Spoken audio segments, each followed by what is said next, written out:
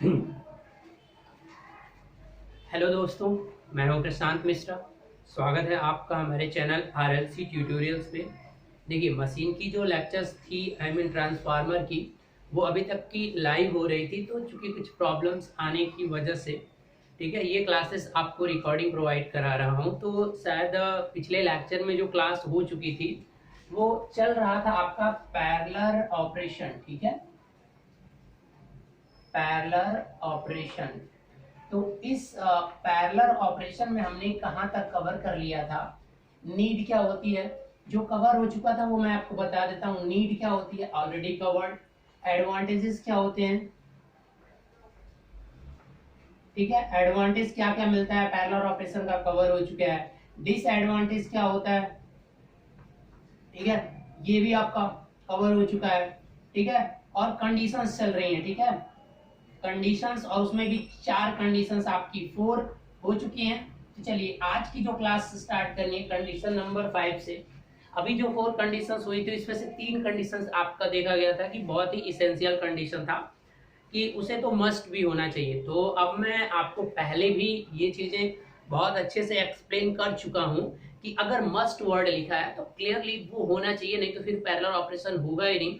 और should be वाला मतलब वो भी होना चाहिए, उसके बिना पैरेलल ऑपरेशन तो हो सकता है बट बहुत सारी प्रॉब्लम्स आएंगी। जैसे सर्कुलेटिंग करंट आपकी फ्लो हो रही थी जब टर्न रेशियोज आपके सेम नहीं हो रहे थे, तो थोड़ा मोड़ा वेरिएशन है, तो चलो मेंशन किया जा सकता है। लेकिन बहुत ज्यादा अगर गैप हो गया वोल्टेजेस में तो फिर ये पॉसिबल भी नहीं हो पाता है, क्योंकि सर्कुलेटिंग करंट बहुत हो जाती है। तो इसीलिए हम उसे मस्ट बी में नहीं डालते, क्योंकि अगर टर्न रेशियो सेम नहीं है बट फिर भी ऑपरेशन तो किया जा सकता है।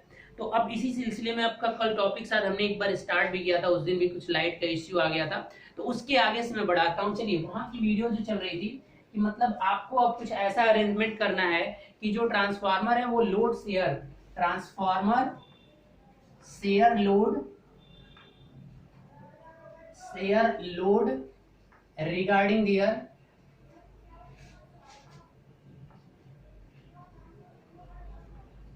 regarding their KVA rating.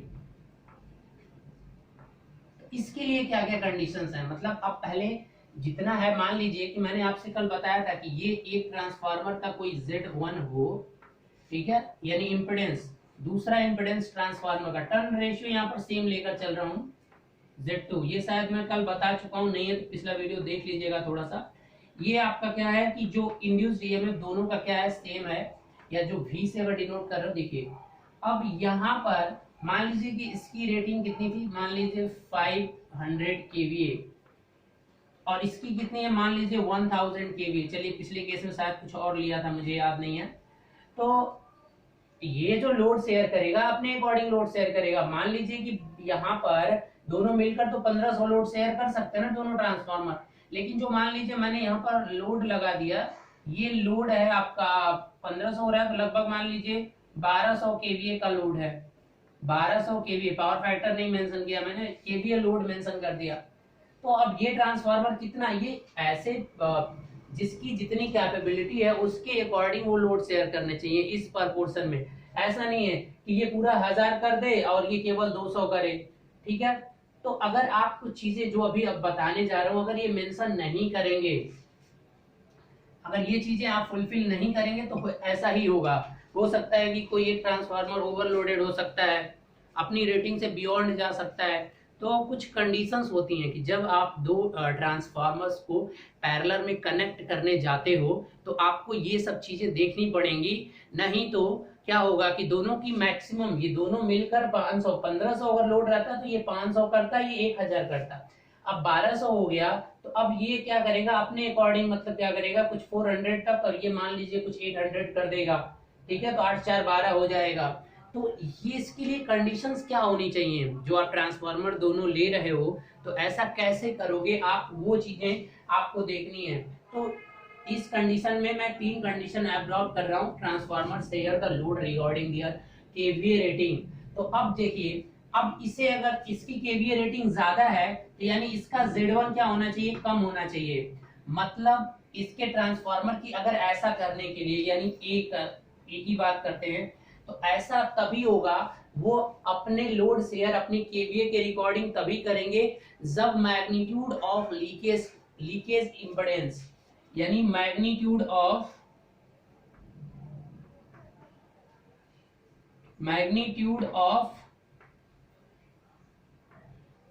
Leakage impedance, ठीक है। अगर ये ऐसा कर रहे हैं लोड शेयर, मान लीजिए कब करेंगे वो तो अलग कंडीशन है, लेकिन मान लीजिए कि लोड को ऐसा कर रहा है, ऐसा कोई भी ट्रांसफार्मर है आपने लगाया कि लोड को इस तरह से कर रहा है, वो अपने लोड के अकॉर्डिंग शेयर कर रहा है, कब करेगा बेसिकली तो अभी बता दूंगा। तो पहले आप ऐसे समझिए, मैग्नीट्यूड ऑफ लीकेज इंपेडेंस मतलब ये जो ZS है, यानी जो Z होता है हर ट्रांसफार्मर का, जो Z होता है वो क्या होना चाहिए, इनवर्सली प्रोपोर्शनल टू होता है किसके, आपके केवीए रेटिंग के, ठीक है, इज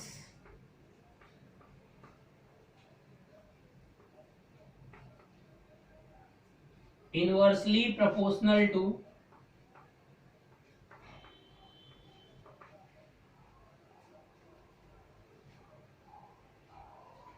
दियर केवीए।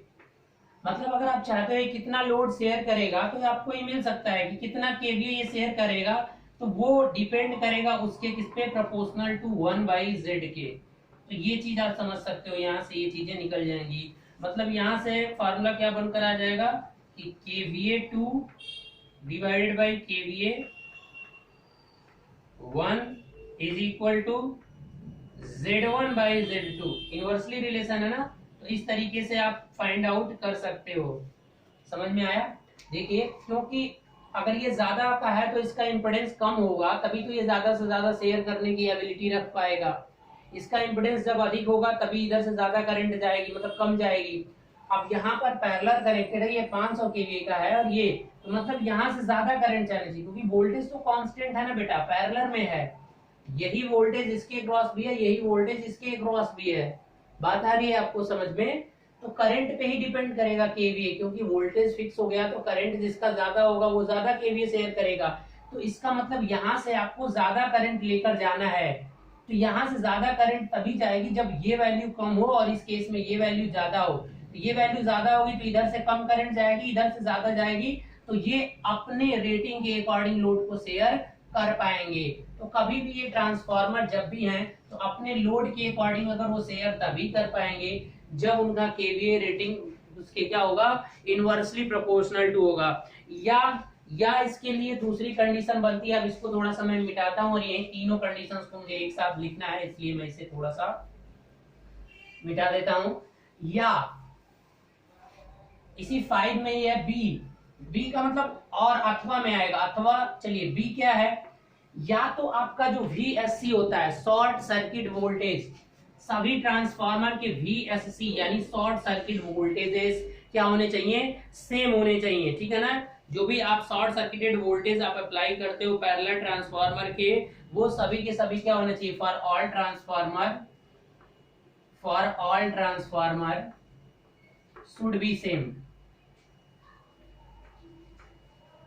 अगर ऐसा होगा तो सभी की सभी आपस में अपना क्या करेंगे, अपने केवीए रेटिंग के अकॉर्डिंग लोड को क्या करेंगे, शेयर करेंगे, ठीक है ना, शॉर्ट सर्किट। या तीसरा क्या हो जाएगा, या इसी में 5 के अंदर ही है, ये तीनों कंडीशन किसको दिखा रही हैं कि अपने केवीए के अकॉर्डिंग लोड को शेयर करना है। और यहाँ पर जब भी अगर ये Z पर यूनिट में निकालोगे तो यहाँ पर एक चीज बहुत अच्छी चीज मैं बता रहा हूँ, बी को थोड़ा सा आप इधर कर लीजिए, मैं सी वाले को इधर लिख रहा हूँ, बी तो हो चुका था, या तो सी। यहाँ पर आप एक चीज को और जरा मेंशन करिएगा कि यहाँ पर अगर Z अगर पर यूनिट में है अगर कभी भी, तो ये बात जरूर याद रखिएगा कि पर यूनिट जब भी होगा तो with respect to their own rating, इस फार्मूले में ये चीज बहुत इंपॉर्टेंट मायने रखती है कि जो अगर पर यूनिट में कभी Z को निकालना है तो जिस ट्रांसफार्मर का Z पर यूनिट निकालेगा उसकी ओन रेटिंग पर निकालना होगा, क्योंकि अभी एक फार्मूला आएगा तो वहां पर एक कॉमन पे निकालेंगे, लेकिन यहाँ पर अलग अलग निकालना है। बात आ रही है समझ में? अब तीसरा ये कहता है कि जो per unit impedances all transformer के होते हैं जो कि आप पैरेलल में कनेक्ट कर रहे हो वो क्या होने चाहिए, सेम होने चाहिए। यानी जो Z पर unit for all transformers to connected in parallel should be same. ठीक है, अब ये सेम जो होना चाहिए ये उनकी देयर ओन रेटिंग पर नहीं है, ये और इसमें यही आपका डिफरेंस है। कुछ लोग यहाँ पर बहुत कंफ्यूज हो जाते हैं, तो ये चीज देख लेना कि Z पर यूनिट अगर एक कॉमन बेस पर निकाल रहे हो, मतलब कॉमन वोल्टेज जो वोल्टेज आपको दिया गया है, तो उस पर आपके सभी ट्रांसफार्मर की Z पर यूनिट क्या होनी चाहिए, सेम होनी चाहिए। सारे ट्रांसफार्मर की Z पर यूनिट क्या होनी चाहिए, जितना भी आप ट्रांसफार्मर कनेक्ट कर रहे हो सबका जो Z पर यूनिट होता है वो क्या होना चाहिए, सेम होना चाहिए। तो अगर ये तीनों या ये तीनों में से कोई कंडीशन अगर फॉलो हो रही है तो जो ट्रांसफार्मर्स आपके कनेक्ट होंगे वो अपने एबिलिटी के अकॉर्डिंग लोड को शेयर करेंगे। अगर ऐसा आपने नहीं किया, इसमें से ये कंडीशंस अगर नहीं होती हैं तो ऐसा नहीं है कि पैरेलल ऑपरेशन नहीं किया जा सकता, क्लियरली किया जा सकता है। बट प्रॉब्लम ये आएगा कि हो सकता है कि जो ट्रांसफार्मर 500 का हो वो कभी ओवरलोडेड हो सकता है। ठीक है, तो वो ओवरलोड की कंडीशन से बचाने के लिए हमें ये चीजें मेंशन करनी पड़ेंगी। और यहाँ पर जो होगा वो कॉमन वोल्टेज, यानी जो वोल्टेज फाइनली आता है वो कॉमन वोल्टेज पर ये Z पर यूनिट क्या होने चाहिए, सेम होने चाहिए। और यहाँ पर जो पर यूनिट कितना शेयर करेगा लोड केवीए, तो यहाँ से फॉर्मूला आता है कि अगर एक का इतना है दूसरे का इतना है तो उनका लोड शेयरिंग का प्रोपोर्शन कितना होगा। तो ये तीनों चीजें आपको समझ में आ गई होगी। यहाँ आपको कॉमन पे निकालना पड़ेगा। ठीक है, पैरेलल ऑपरेशन शुड भी क्या होना चाहिए, सेम। तो ये सेम तब होगा एक कॉमन वोल्टेज पे आकर। Is it clear? तो अब इतनी चीजें शायद आप समझ गए होंगे। अदरवाइज क्या होगा कि KVA will be less than additional, मतलब अगर ऐसा नहीं करते हो तो केवीए आपकी पूरी की पूरी जितनी केवीए के लिए ट्रांसफार्मर बने वो भी नहीं होगा। तो आई थिंक कि ये सब चीजें आप समझ गए होंगे। ठीक है, चलिए अब आगे बढ़ते हैं और आगे देखने की कोशिश करते हैं कि आगे आपको क्या करना है। चलिए अब नेक्स्ट क्वेश्चन ये है कि एक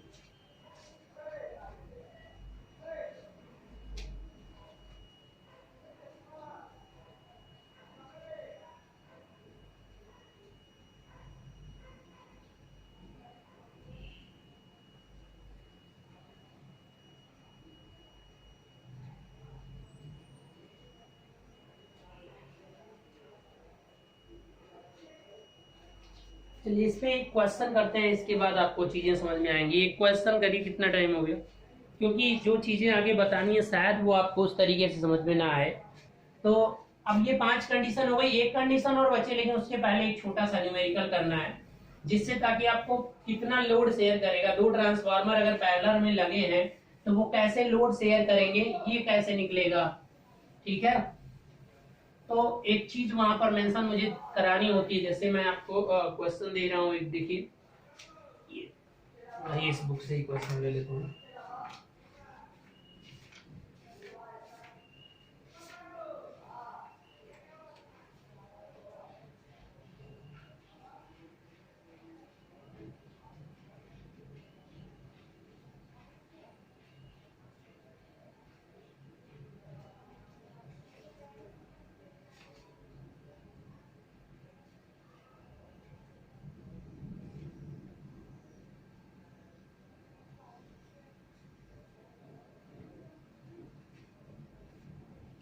चलिए एक छोटा सा क्वेश्चन करते हैं। एक क्वेश्चन दिया हुआ है, एक एग्जांपल से मैं समझाने की कोशिश करता हूं और यहाँ से एक कॉन्सेप्ट आएगा, तो इसे आप केवल एग्जांपल की तरह मत समझिएगा। लिखा है two single phase transformer, two single phase transformer A and B rated. देखिए ये ट्रांसफार्मर ए है, इसका नाम ए है, इसकी रेटिंग दे दिया हुआ है रेटेड एज 250 kVA। ठीक है, each operated in parallel both sided. A और बी भी सेम इतना ही है, दोनों की रेटिंग क्या है, सेम है। यानी दोनों को अब क्या किया जाता है, ये connected connected parallel, is it clear? Connected parallel and the percentage impedances for A and B, जो परसेंटेज इम्पिडेंसेस यानी पर यूनिट इम्पिडेंसेस ZA जो दिया हुआ है वो है आपका 1 प्लस J6 और आपका ZB जो दिया हुआ है ये दिया हुआ है 1.2 प्लस J4.8 परसेंट में दिया हुआ है, तो यानी ये परसेंट और ये इतना परसेंट, ठीक है। Respectively compute the load shared by each, यानी load shared by each find क्या करना है कि load shared by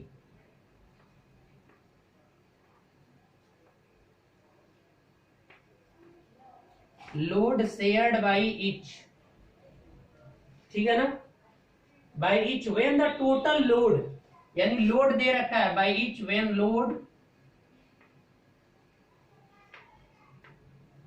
load is equal to 500 kVA at 0.8 pf lag, ठीक है। तो जब इस तरह के क्वेश्चंस आते हैं तो ट्रांसफार्मर की शेयरिंग किस तरीके से की जाती है, मैं यहाँ पर एक जेन्युइन फार्मूला बताना था लेकिन मैंने एग्जांपल को भी साथ ले लिया। तो देखिए मैं आपको बता रहा हूं कि मान लीजिए कि ये एक ट्रांसफार्मर है, ठीक है, ये TF1 और ये आपका TF2, इन दोनों को पैरेलल कनेक्ट करना है, मतलब इस तरीके का कुछ, ये पैरेलल पे आपने कनेक्ट कर दिया, सिंपल सा है, इस तरीके से ही तो पैरेलल कनेक्शन दिखा दिया जाता है, रिप्रेजेंट कर दिया कि आपने पैरेलल कनेक्ट कर दिया।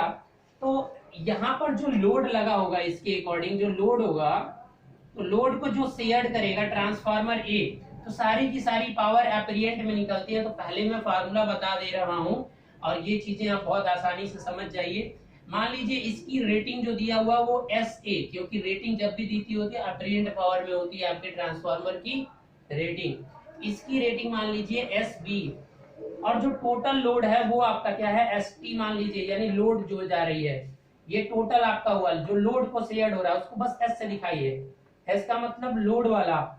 तो अब आपको SA और SB पूछा है, क्योंकि रेटिंग तो इसका 250 है, तो क्या ये इतना फुल कर रहे हैं, कितना कर रहे हैं जब इतना लोड लगा रहे हैं, तो ये पूछा है। तो इसी तरीके से जो फार्मूला होता है यहाँ पर, अगर ये पैरेलल ऑपरेट कर रहे हैं तो अगर आपको SA निकालना है तो देखिए फार्मूला क्या होता है, टोटल जितना लोड का है मल्टीप्लाई क्या हो जाएगा, इसमें जो आपको करंट जाने वाली है, तो मतलब इंपेडेंस से मतलब होगा करंट, तो इसमें अलग जाएगी, इसमें अलग जाएगी।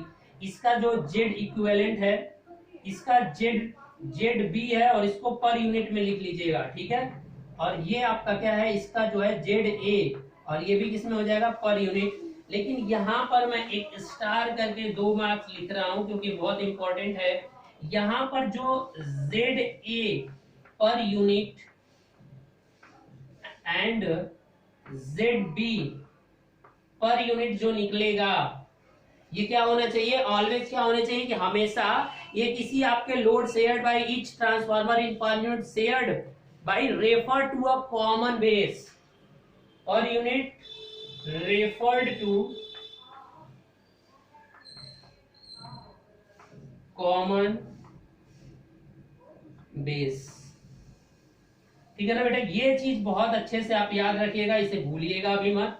मतलब एक कॉमन बेस पे, मतलब यहाँ का जो वोल्टेज रहेगा ये निकालते समय, मान लीजिए कि अभी मैं एक एग्जांपल दिखाऊंगा कि यहाँ पे गलती क्या होती है, ठीक है ना।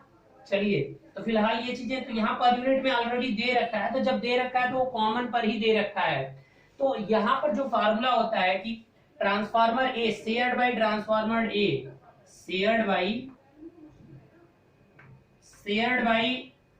EFA, कितना लोड शेयर करेगा, तो वो इतना लोड शेयर करेगा, S multiply ZB divided by ZA plus ZB, ठीक है। ये कुछ आया नहीं है ज्यादा, KCL करंट डिवाइडिंग रूल का यूज करके और ये फार्मूला डिराइव किया गया है। अब शेयर्ड बाई लोड शेयर्ड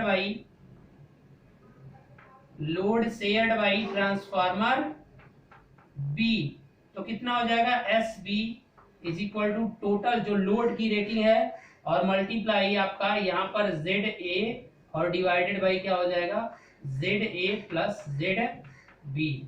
तो इस तरीके से आप ये दोनों फार्मूले का यूज करके आप दो ट्रांसफार्मर जब लगे हो पैरेलल में तो इस तरीके से आप फाइंड आउट कर सकते हो। बट रिमेंबर कि अगर ये ओम में है वैल्यूज तब तो कोई प्रॉब्लम नहीं है, लेकिन अगर जब आप इन्हें पर यूनिट में बदल रहे हैं तो अलग अलग ट्रांसफार्मर का अगर पर यूनिट में लोड दिया हुआ है अपने अपने बेस पे, तो वो वाला जेड इक्विवेलेंट यहाँ जेड पर यूनिट इस फार्मूले के अलाउड नहीं होगा। वो वहां पर कहां पर अलाउड होगा, जब KVA proportional to Z per unit वाला फार्मूला यूज करते हो वहां पर अपने खुद के ओन बेस पर होने चाहिए। तो ये दो कंफ्यूजन होते हैं जो कि थोड़ा सा आप इसे मेंटेन करिएगा।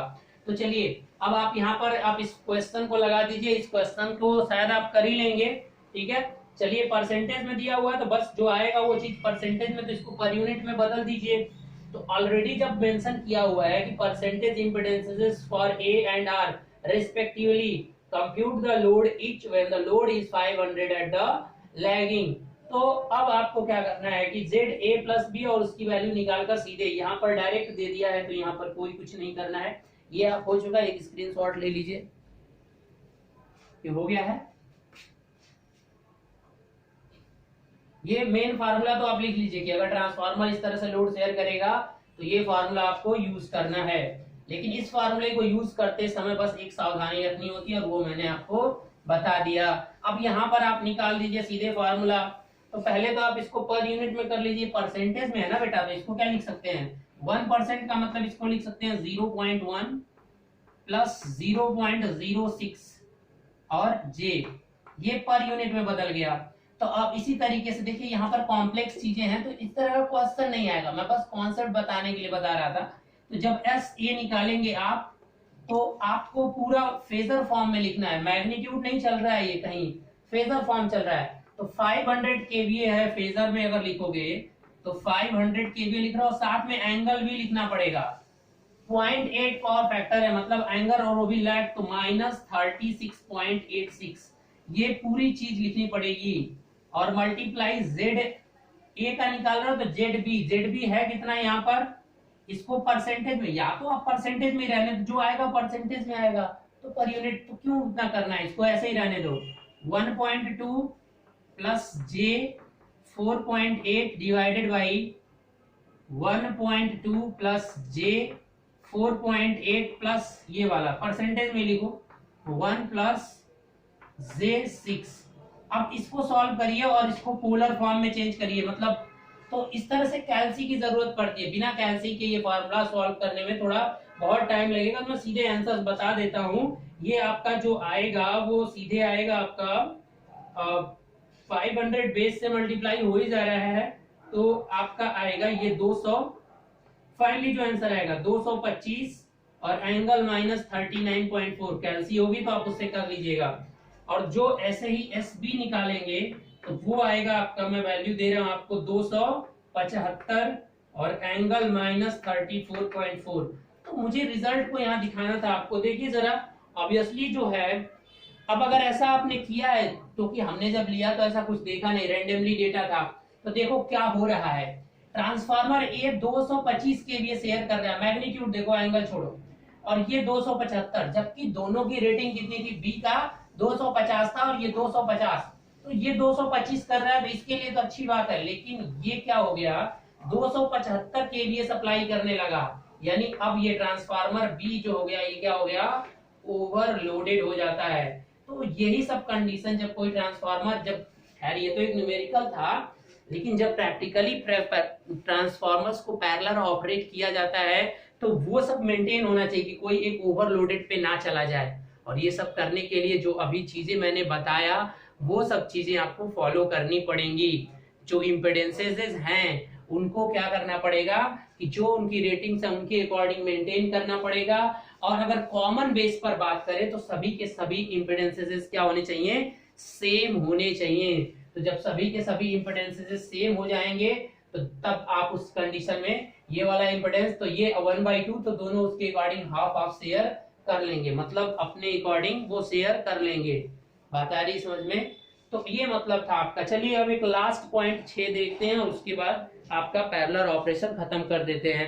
तो यहाँ से जो क्वेश्चंस आते हैं वो आप देख लीजिएगा। पैरेलल ऑपरेशन से मैक्सिमम जेईई में थ्योरेटिकल क्वेश्चन ही आते हैं।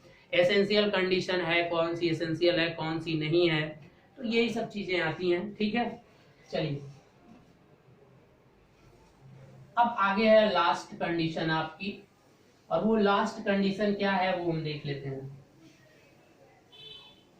तो गाइस लास्ट कंडीशन जो रिलेटेड है कि अगर आपका जो x बाई आर का रेशियोज है अगर सारे ट्रांसफार्मर के लिए सेम नहीं होगा x बाई आर, ठीक है, तो आपका क्या होगा, उस समय क्या प्रॉब्लम्स आएंगी। तो इसका डेरिवेशन मुझे नहीं करना, बस एक बार बता देना है कि 6 वाला जो कंडीशन है कि x by R ratio should be same for all transformer. जो आप पैरेलल में कनेक्ट कर रहे हो सबका x बाई आर क्या होना चाहिए, सेम होना चाहिए। समझ रहे हो ना, सबका अगर x बाई आर सेम होगा तो आप कर सकते हो, लेकिन ये कंडीशन में शुड भी है, मस्ट नहीं है। तो अगर ये इक्वल नहीं हुआ, if x by R not equal, तो बस कुछ नहीं होगा बेटा, सेम वही जो पहले हो रहा था वही चीजें होंगी। नॉट इक्वल देन IC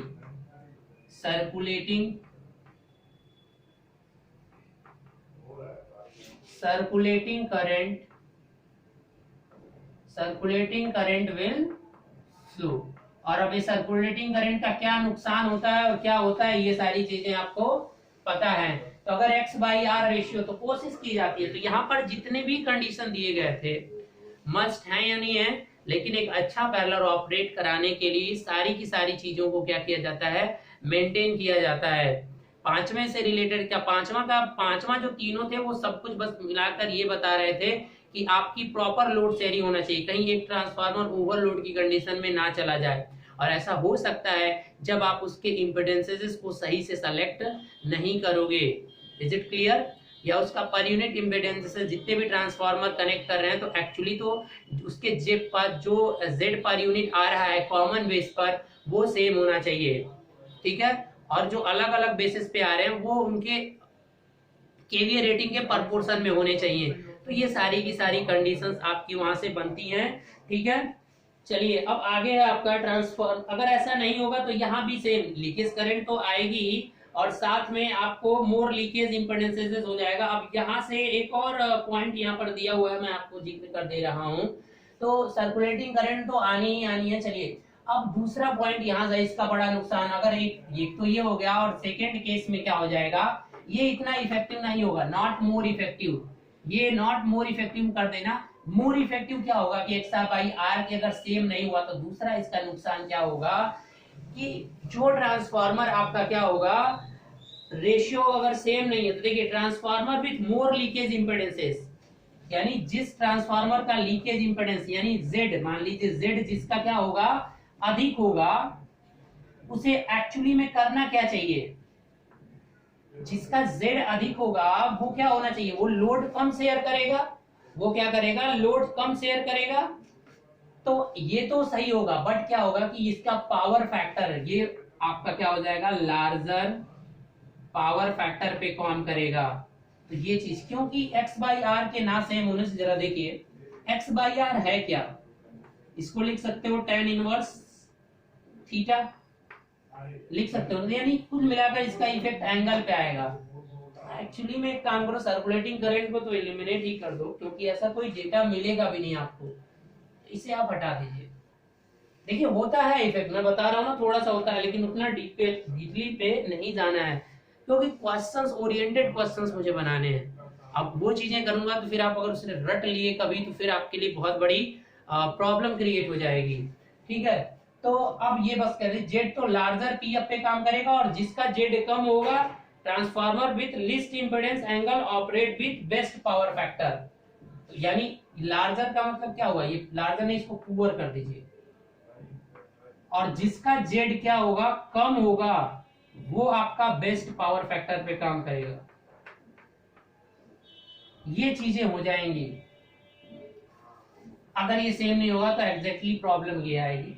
तो आप इसे नोट कर लीजिए, ठीक है, ये चीजें याद रखना। अगर x बाई आर रेशियो अगर नॉट इक्वल होगा तो जिसका इंपेडेंस अधिक होगा वो पुअर पावर फैक्टर पे काम करेगा, और जिसका z कम होगा वो बेस्ट पावर फैक्टर पे काम करेगा।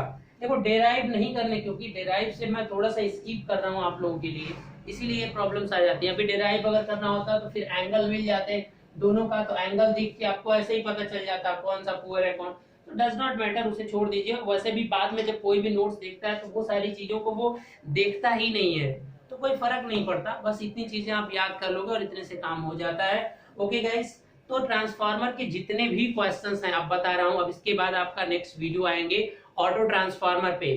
तो ऑटो ट्रांसफार्मर की वीडियो आज आपको तीनों वीडियो प्रोवाइड करा रहा हूं मैं, और इसके बाद ट्रांसफार्मर के जितने भी क्वेश्चंस हैं अब क्वेश्चंस लगाना आप शुरू कर दीजिए, मैं क्वेश्चंस आपको सेंड करता रहूंगा। ओके गाइस, तो आई होप कि आपको सब चीजें समझ में आ गई होंगी। पैरेलल ऑपरेशन के जो भी छोटे छोटे क्वेश्चंस जहां से भी आप लगा रहे हो प्रीवियस ईयर पेपर, सारी चीजें देखिए। और ऐसा कुछ अगर लगता है कि कहीं क्वेश्चन में कोई चीजें नहीं है तो थोड़ी थोड़ी जगह हर जगह छोड़े रहना, वहां पे अपने आप अपने किसी भी पेन से या तो आप पेंसिल से वहां पर लिख लिया करिए, that is the best way. Okay guys, thank you for watching.